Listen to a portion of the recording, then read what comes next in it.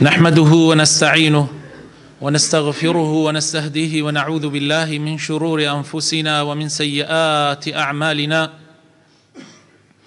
من يهده الله فلا مضل له ومن يضلل فلا هادي له، وأشهد أن لا إله إلا الله وحده لا شريك له، وأشهد أن محمدًا عبده ورسوله. يا أيها الذين آمنوا اتقوا الله حق تقاته ولا تموتن إلا وأنتم مسلمون.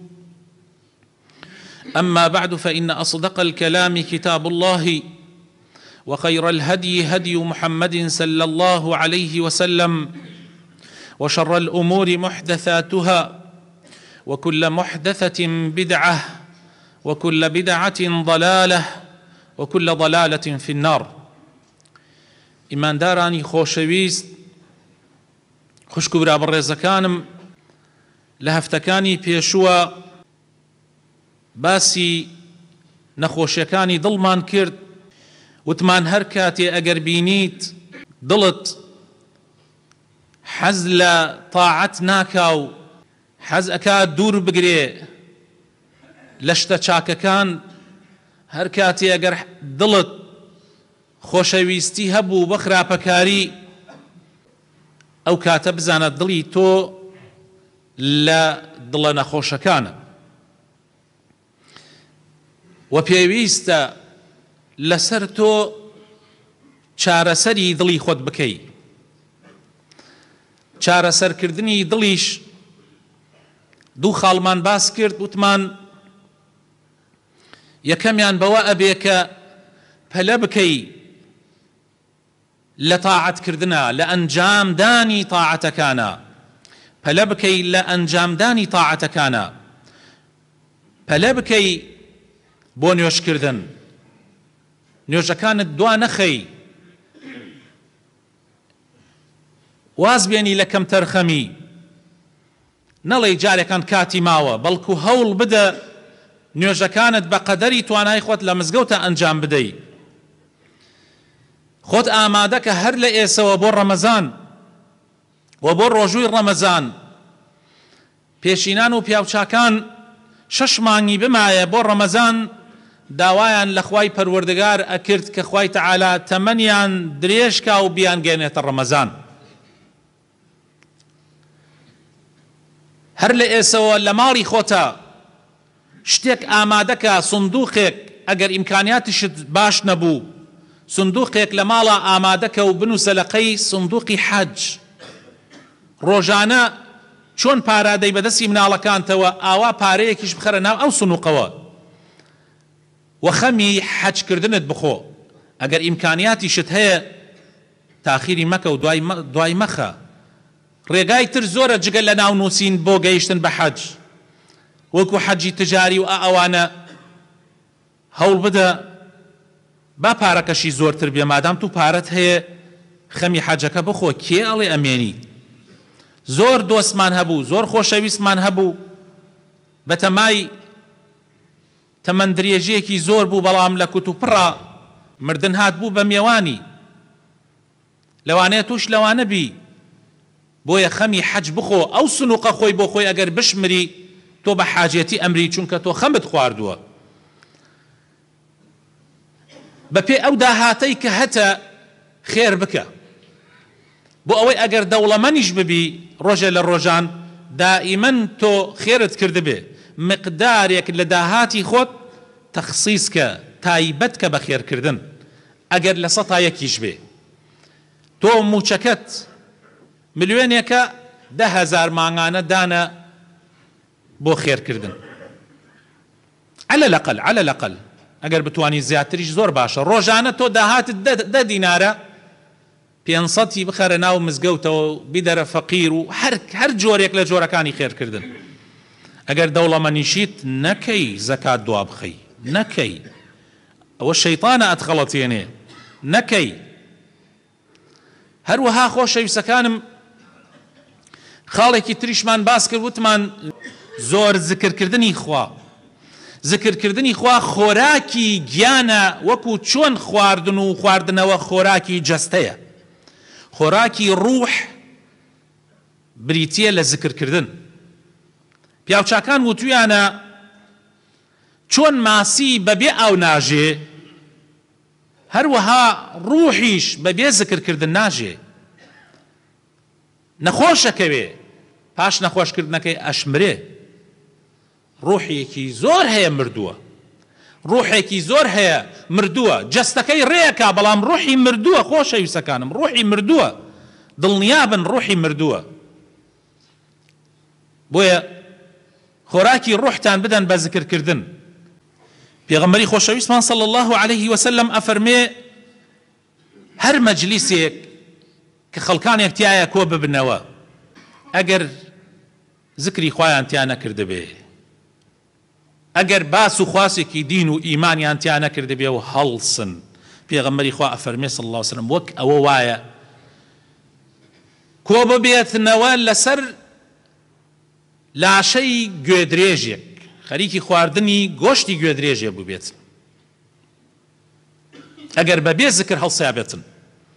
و ئەو مەجلیسە ئەبێتە حەسرەت بۆیان لە ڕۆژی قیامەتە، پەنجەی خۆیان ئەگازن کە ئەو مەجلیسە بەبێ زیکر ڕۆیشتووە. زۆر گرنگە زیکر، زیکر زۆر شتە گۆڕێ، بۆیە زیکرتان لەبیر نەچێ. خاڵێکی تر کە زۆر گرنگە خۆشەویستەکانم، خاڵی سێیەم کۆششکردن بۆ پاکردنەوەی دڵ و دەروون. ئەبێ ئێمە کۆشش بکەین، مجاهدەی نەفسی خۆمان بکەین، دڵی خۆمان پاک بکەینەوە. خۆشەویستەکانم دڵ ئەگەر نەخۆش کەوت پێویستە پاک بکرێتەوە، پێویستە تەزکیە بکرێت. زۆر گرنگە ئێمە دڵی خۆمان پاک بکەینەوە خۆشەویستەکان، زۆر گرنگە، چونکە دڵی هەمومان باوەڕ بکەن شتی تایە، پێویستی بە پاکردنەوەیە دڵی هەمومان. رسول الله ئەفەرمێ صلى الله عليه وسلم لە حەدیثێکی صحیحە، ئەفەرمێ مسلمان، طبعا کوردیەکەی باسەکەم بۆ کوردکردنەوەی خوتبەکە، مسلمان برای مسلمانە، مسلمانان هەموو بران، خوێن ناموس ماڵی یەکتری لەسەریان حرامە، یعنی نابێ یەکتری بکوژین، نابێ ماڵی یەکتری بە ناحەق بخۆین داگیری بکەین، نابێ تەماشای ناموسی یەکتری بکەین بە ڕێگای ناشەرعی، یعنی بە تجارەت و کڕین و فرۆشتن و ئەوانە حەڵاڵە، بە ژن خواستن و ئەوانە حەڵاڵە، بەڵام بە ڕێگای ناشەرعی. ئەمجا پێغەمبەر ئەفەرمێ دووبارە ئەفەرمێ مسلمان برای مسلمانە، نابێ زوڵمی لێ بکە، گوێ لەم قسانە بگرن، نابێ زوڵمی لێ بکە، نابێ سەرشۆڕی بکە، یعنی ئەگەر پێویستی بە یارمەتیدان بێ ئەم یارمەتی نەدا. ئەمجا پێغەمبەری خوا صلی الله عليه وسلم بە پەنجەی مبارەکی ئاماژە بۆ دڵی مبارەکێکە، ئەفەرمێت تەقوا ئەلێرەیە. خۆشەویستەکانم تەقوا لێرە نییە، تەقوا لە زمانە نییە، تەقوا پێغەمبەر ئەفەرمێ صلی الله عليه وسلم ئەلێرەیە، یعنی لەناو دڵایە. ئەمجا پێغەمبەر ئەفەرمێ بەسە بۆ ئینسانی مسلمان کە بە ئینسانێکی ئەهلی شەڕ بژمێررێت، بە ئەهلی خێر نەژمێررێت، بەسە بە ئەهلی شەڕ بژمێررێ، یەک سیفەتی تیابێ بە ئەهلی شەڕ ئەژمێررێ، ئەویش ڕقبوونەوە لە برای مسلمانی. ئیمامی ئەحمەد ئەیگێڕێتەوە و هەروەها ئیمامی ترمذیش ئەیگێڕێتەوە لە 3694 و ئیمامی نەسائیش لە عمل اليوم والليلة لە 863 و ئیمامی طەبەرانی و ئیمامی حاکم لە مستەدرەکەکەیە و زۆرێک لە ڕاویەکان ئەیگێڕنەوە و ئیمامی حاکم ئەفەرمێ صحیحە، ئیمامی ذەهەبیش تەصدیقێکە لە ئەنەسی کوڕی مالکەوە. طبعا زهریش ئەیگێڕێتە ئەنەسیش ئەیگێڕێتەوە ئەفەرمێ ڕۆژێکیان باش گوێ بگرن، باش گوێ بگرن، ئەفەرمێ ڕۆژێکیان لە خزمەتی پێغەمبەرا صلی الله عليه وسلم دانیشت بووین. رسول الله صلى الله عليه وسلم فرمووی مسلمانان ئێستا کابرایەک دێتە ناو مزگەوتەوە ئەهلی باشتە، فەرمی هەر هەموو یعنی ئەمە ئیتر شتێکی زۆر غەریبە هەر هەمومان تەماشامان بزان ئەبوو بەکرە یعنی ئەوە عەقڵی خۆی بزانم کێ یعنی ئەمە گەرە کێ بێ تەماشامان کرد پیاوێک حتا ناوی نەوتراوە پیاوێک لە ئەنسار کە دەستنوێژی گرتووە نەعلەکانی خستۆتە بن دەسی چەپی و ئاوی دەستنوێژەکە لە ڕیشی ئەتکێ هاتە ناوە زۆر سیر بوو لە لامان بەس بەینێ دانیشتە بووین لە خزمەتی پێغەمبەر صلی الله عليه وسلم پێغەمبەری خوا فەرمووی موسڵمانان ئێستا پیاوێک دێتە ناوە لە دەرگای مزگەوتەوە ئەهلی باشتە فەرمێ تەماشامان کرد هەمان پیاو لە ئەنسار و هەمان صیفەت دەستنوێژی گرتووە دەستنوێژەکەی لە ڕیشی ئەتکێ و نەعلەکانیشی گرتووەتە دەستی چەپیەوە ڕۆژی سێمیش بە هەمان شێوە هەمان فەرمایشتە فەرمێ و هەمان کابرا دێتە ژوورەوە بە هەمان صیفەت لە ڕاستی ئەمە بوو بەجێی تێڕامانی ئەسحابە بۆیە عەبدوڵڵای کوڕی عەمری کوڕی عاس کە گەنجێکی زۆر زۆر خوێنگەرمی دیندار ئەکەوێتە شوێنی ئەم پیاوە بزانم ماڵیان ها لەکوێیە و بزانم ئەم پیاوە چییە کات کەوتە شوێنی و ماڵیانی زانی و ئێوارە بە حوجەتی ئەوەوە کە کێشەی هەبووە لەگەڵ باوکیە ئەبێ بە میوانی ئەو ئەسحابە شەو هەتا بەیانی مراقبەیەکە ناخەوێ خۆشتان ئەزانن عەبدوڵڵای کوڕی عەمری کوڕی عاس شەوان بەردەوام شەو نوێژی کردو و نەخەوتووە بە ڕۆژی بەردەوام بە ڕۆژوو بووە لە کاتی ترا باسم کردووە تا بەیانی مراقبەیەکە ئەم پیاوە تەنها جارجار ئەم دیم و ئەو دیمێکەکە لەسەر جێگاکە و زکرێکی خواکە بەدەمێ کاتی ئەم دیم و ئەو دیمەکە لا حول ولا قوة إلا بالله سڵاواتێکەدا دەسەر پێغەمبەری خوا صلی الله عليه وسلم لا إله إلا الله الله أكبر ذکرێکەکە نوێژی بەیانی بانگیدا هەڵسیا و دەستنوێژی کرد و لەگەڵ موسڵمانانە چوو بۆ مزگەوت ئەمێنێتەوە شەوێکی کە هەم ڕوخسەتی لێ خوازێ و ئەمێنێتەوە بە هەمان شێوە ڕۆژی سێمیش بە هەمان شێوە ئەوە پرسیاری لێ کاڵێ کابرا ڕاستیەکەی من هیچ کێشەیەکم نەبوو لەگەڵ باوکمە بەڵام ڕاستیەکەی ئەمەیە مەوزوعەکە پێغەمبەری خوا صلی الله عليه وسلم سێ جار فەرموویەتی ئێستا پیاوێ دێتە ژوورەوە ئەهلی بەهەشتە سەرنجی هەموومانت ڕاکێشە و منیش شوێنت کەوتم بزان تۆ چیەکەی وا ئەهلی بەهەشتی تی والله هەرەوەیە کە ئیبینی بەخوا نە زیاد نەکەم یعنی لەبەر تۆ نییە خەوتوێتم نە ڕیایی نەهیچ بە هەر ئەوەیە وا ئیبینی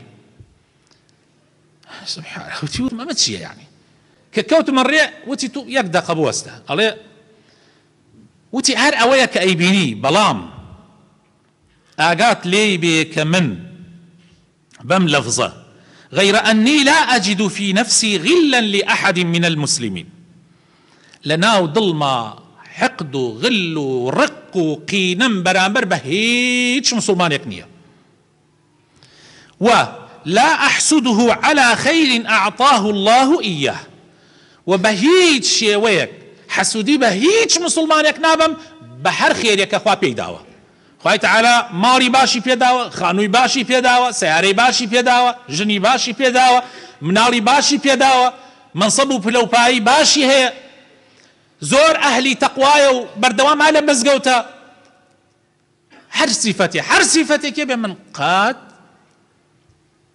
حەسوودی پێ نابم بە بەشی خۆم قانعم و ڕازیم عەبدوڵڵا ئەفەرمێ هذه التي بلغت بك وهي التي لا نطيق أويا بالضبط كجيشتوتة أو مرتبة أوات ويجي دوتا أو بلوبايا وأوشا كإما ناتوانين بيكي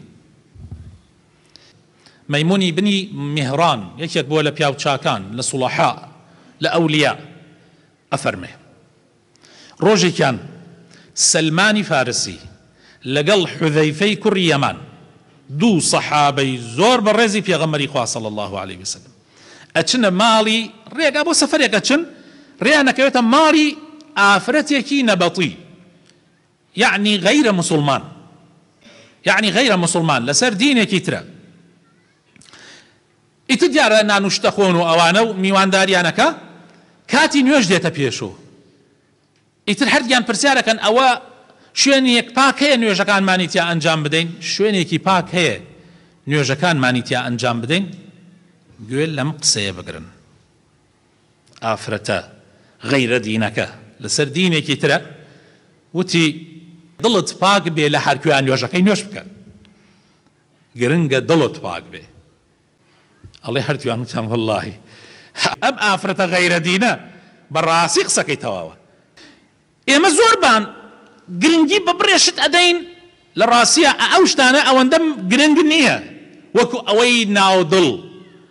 هەندێ مەزهەر هەندێ شتی مەزاهیر زۆر گرنگی پێ ئەدەین، بەڵام نازانین کە شتێک هەیە لەوە هەر هەمووی مهمترە کە بریتێ لە دڵ. دڵتان پاککەنەوە، ئیتر لە هەرکوێیان نوێژەکەی نوێژ بکە. چۆن ڕوئەکەی یعنی ئەگەر قیبلەت نەزانی چۆن ڕوئەکەی ڕوو بکە. تۆ مهم ئەوەیە ڕووی دڵت لەخوا بێ، مهم ئەوەیە دڵت پاک بێ.